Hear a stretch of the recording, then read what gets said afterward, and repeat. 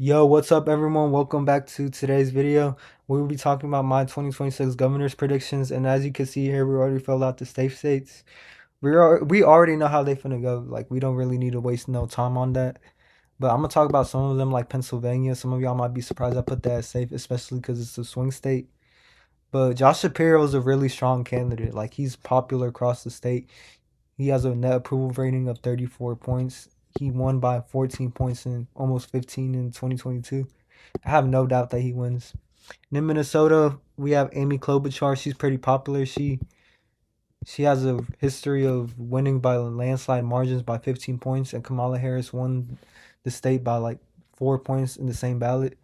So she's a pretty strong candidate, especially because she's running against Mike Lindell, which is a MAGA extremist. I have no doubt she wins there. And now let's get on to our likely states. I'm gonna put Michigan in the likely column, Maine, and New Mexico. Now, some of y'all might be surprised I put Michigan, especially because it's considered a swing state. But Jocelyn Benson, in that she's running for governor there on the Democrat ticket, and she's a pretty strong candidate for the Democrats party. For the Democrat Party, like she outperformed Gretchen Whitmer in the 2020 in her 2022 race. So I have no doubt that she wins that race. And John James, and don't get me wrong, John James, he's a pretty good candidate. I'm pretty sure he's running. He's a pretty good candidate. It's just not. No, it's Mike Cox. Yo, what the hell? Who voted for Mike Cox? Anyways, bro. Um, point being, John James is a good candidate. It's just not his year. He's a strong candidate for the Michigan Republican Party, but it's just not his year. And we also had Mike Duggan drop out the race. He ran as an independent because he knew he couldn't win a Democratic primary. So he had the mentality of if I can't win it, nobody can. But it didn't work since Jocelyn Benson still led the polls and his impact was irrelevant. So he dropped out, and that will make it so there's less vote splitting. And this is why people hate third party candidates to begin with, because they know they can't win. They're just wasting everyone's time. So thankfully he dropped out. He didn't lead a single poll. He was just wasting everyone's time. She was gonna win regardless, but who cares though? He dropped out. It's whatever. And Maine, we really don't got to talk much about it. And New Mexico too, they're going to be likely. And for our likely Republican states, we have New Hampshire, Florida, and Texas. So New Hampshire, some of y'all might be surprised. Vermont and New Hampshire are safe. New Hampshire is likely Republican, but New England really loves their Republican incumbents. Vermont, they have Phil Scott, and they have Kelly Ayotte in New Hampshire, and she really distanced herself from Trump because he tried to push that redistricting, try to push every state to redistrict to favor Republicans, but she was like hell no, and I guess and the voters are gonna like her for that. They're gonna reward her for that, so she's likely to win, especially because she distanced herself from Trump. She didn't fall to his pressure, but like if she did fall to his pressure, it wouldn't look too good for her. So and these are the likely states. These are the so let's get on to the lean states now. I'm gonna start off with the Republican states. I'm gonna put Kansas as lean, Iowa, and Alaska.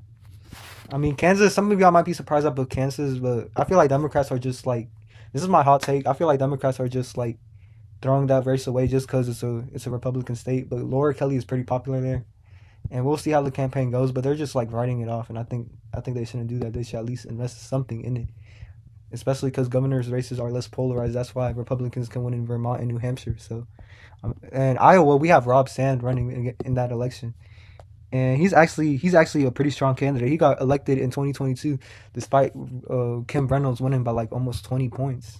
Rob Sand, I think he could flip the race for Democrats as Kim Reynolds is the most unpopular incumbent. She's like one of the most unpopular governors in the across the country besides Mike Dunleavy in Alaska. But every single governor is popular besides Kim Reynolds and Mike Dunleavy. So, and that's one of the reasons why I put Alaska as lean too, because we have Tom Begich running the whole Begich family. It's a political dynasty in Alaska, so he's a pretty strong candidate. But we actually got a Nick Begich in Congress. We had a Begich in the Senate in the past. We had a Begich in the governor's race, and we about to have another. They might have another Begich this time. Alaska. And now for our Democrat lean states, we got Wisconsin, Arizona, and Georgia. Now, in Arizona, we have Katie Hobbs running against Andy Biggs. He's likely going to win the nomination. He's a MAGA extremist, just like Carrie Lake was back in 2022. And everyone expected Carrie Lake to win in 2022.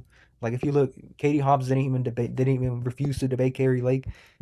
and people thought she was cooked back then. But even if you look at the race back then, you thought she was cooked because look at the polling. Katie Hobbs barely led in the polls. Carrie Lake out fundraised, outspent her, and she still lost in the. Katie Hobbs still won against a MAGA extremist. So, and the Republicans want to try that strategy again with Andy Biggs. He's in the Freedom Caucus, and it's not going to go too well. Andy Biggs is going to lose bigly come November just because of that, unless things change drastically and it's a red wave all of a sudden. But even then, and Katie Hobbs is popular across that state too. So I think she's going to win Arizona. And in Wisconsin, it's likely going to be Mandela Barnes versus Tom Tiffany. And if we look at the 2022 Senate race, Mandela Barnes barely lost against Ron Johnson by like 1 point. And some people blame this Democratic Senatorial Campaign Committee because they didn't really invest in the race at the end of the election cycle. So, but in the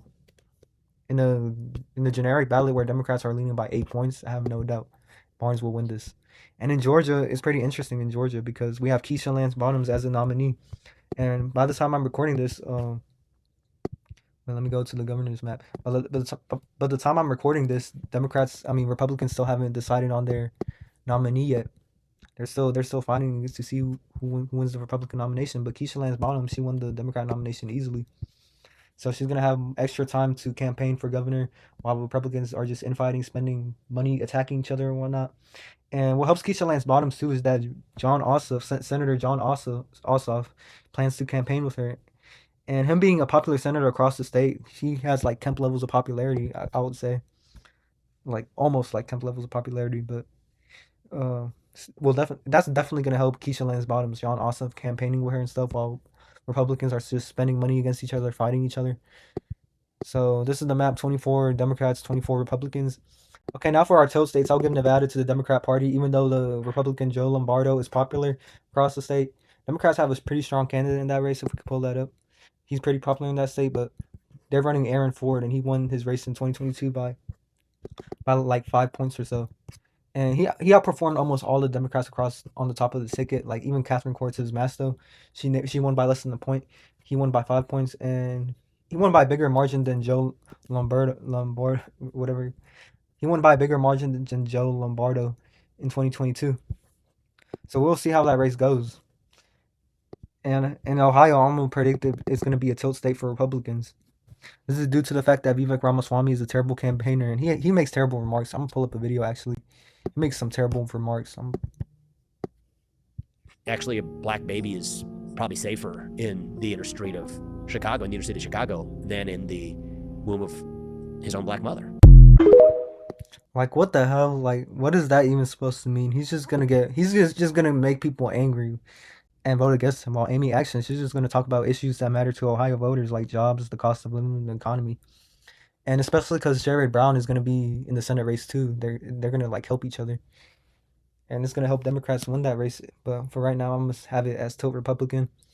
Anyways, this is the map: 25 Democrats, 25 Republicans, even split. That's all I have for y'all guys today. Thank you so much for watching today's video. Make sure to like and subscribe, and I'll see you in the next video. Peace.